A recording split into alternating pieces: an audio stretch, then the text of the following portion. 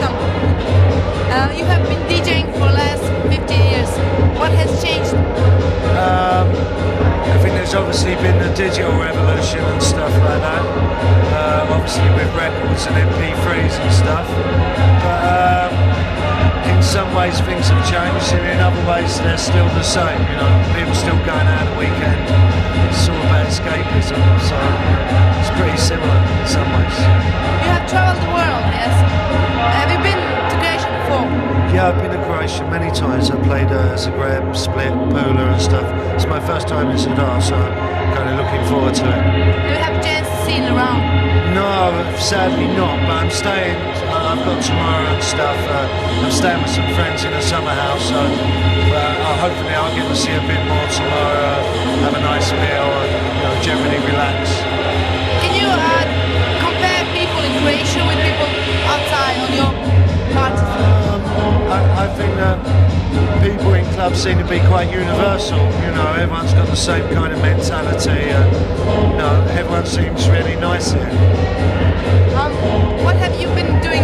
You producer. I've been working on a project with Keith Tenniswood, who records under the name Radioactive Man. I've written some tracks with him recently, and I also have been recording with a friend of mine called Gregor Tresher.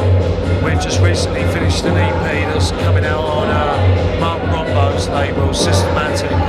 So kind of that's what I've been doing production-wise. So you have been DJing for the last 50 years, and where do you see yourself in 10 years?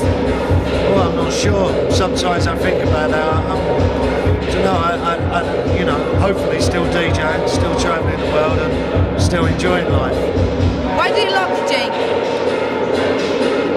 I don't know, it's a brilliant job. You know, you get to travel, everyone makes a fuss of you, you know, but I think I love it purely, well, mostly because I love records, love music. I've always collected them, and it seemed like the logical thing for me to do, really. How many DJs are there in London?